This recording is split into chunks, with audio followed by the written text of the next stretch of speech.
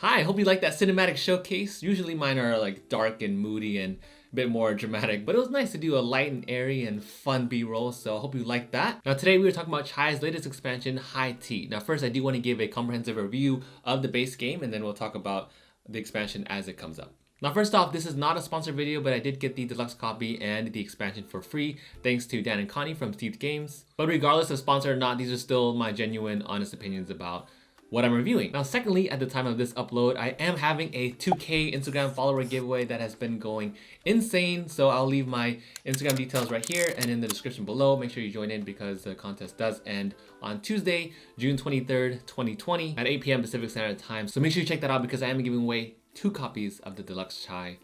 Don't miss out. Alright, so let's talk about the base game first. Now in Chai, you're playing as a tea merchant who specializes in a specific type of tea. Sounds like a superpower. Specializes in oolong tea. So you're specializing in 1 to 5 teas, and then you're going to the market and buying different ingredients in order to fulfill a specific customer's request. Now you can reserve more customers, and as you do, you have the options to use different abilities which will expand on the ingredients that you have. It allows you to switch out your different ingredients from the pantry and from the market and so on. Now in the expansion, you're now given ability tea rooms, which lets you use different abilities once per turn, and you also have the option to use dice, which will in turn remove different ingredients from the game, depending on whether you want to use 1 or 2 dice. Now, as always, I'll start first with what I think the game can improve on, followed by artwork, components, and then overall gameplay, so we end on a good note. So in one of the earlier copies of Chai, I did a video on it way back when, but in an earlier printing of the rulebook, the first column of the market would get stuck because no one would want to use those ingredients, so they would just remain there. But I'm glad that in this issue or this reiteration of the rulebook, the latest one, it's now actually part of the mechanics to remove that first column and then everything gets shifted accordingly. So I'm glad that that issue got addressed now. Secondly, I did wish that 1 was the minimum for the tip jar when you're flipping over the random tips. Reason for that is because if you're spending all of these resources, because essentially it is a resource management game, when you're spending all these resources to gather all these ingredients to match a customer's reservation, and then you reach over and flip the coin and you get 0.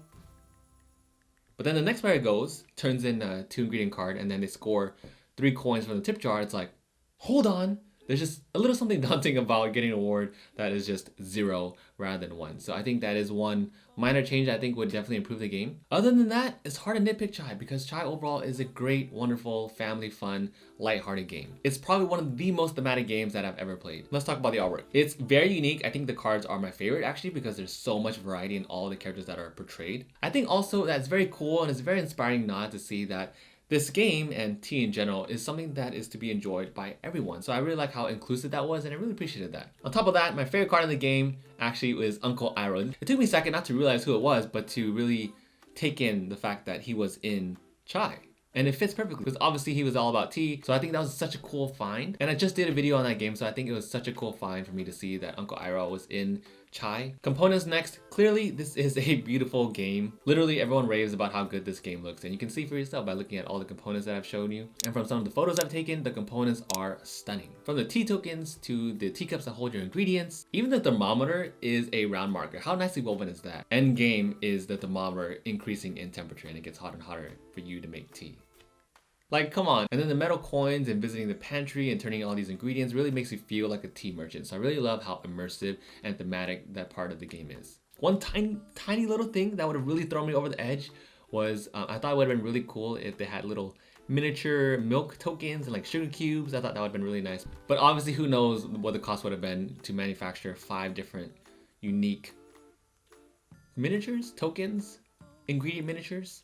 In high tea, I also love how the dice are like heat transferred. They're not like little stickers or anything. And all of the cardboard used in the game, very, very thick, premium material. And most importantly about any game, as always, is the gameplay. How does the game play? So Chai, I would say, is one of the best ways to get people in the hobby. It is a great gateway game. And I would go even so far to say that it is deceptively light. Let me explain. Let's say you're buying ingredients in the market. You kind of have to anticipate how the tiles are going to shift according to which ingredients are taken and in what pattern that they're taken in. So any kind of anticipation strategy, I love that when it's integrated into a game where you have to think about your future turns and how different player moves are going to affect your own actions. So for sure, there is strategy in that. So in the base game alone, there's already complexity added when you have all these ability cards that are added to the table. It adds a whole bunch of dynamicism to the game. And the reason for that is because it will change how you're going to exchange and buy different ingredients and interact with different players. I love being able to sabotage other players. It is the theme of our game group. We just love to mess with each other and sabotage each other's plays that are extremely competitive. Maybe a bit too competitive. So in high tea, some of the ability tea rooms will allow you to directly take tiles from different players or exchange it with other players. So that adds a whole nother level of player interaction to the game. So there's also a copycat ability. You can switch customers with other players in the ability tea rooms. And like I mentioned earlier, the dice will let you remove different ingredients from the game depending on whether or not you want to use one die to remove a certain ingredient or both dice to remove two ingredients. So as simple as expansion looks, it has a whole nother level of gameplay to Chai, which I really appreciate. So overall, it's not just me that finds it really fun. My family and friends love this game, especially since tea is literally our go-to drink for every board game night. We wouldn't even be able to play the game until there was boba. Chai is deceptively light, super easy to teach, super fun to play overall, tons of player interaction, the components speak for themselves, and it's a great game.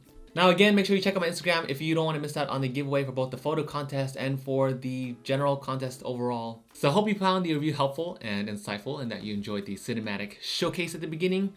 Thank you all for tuning in and I will see you all soon.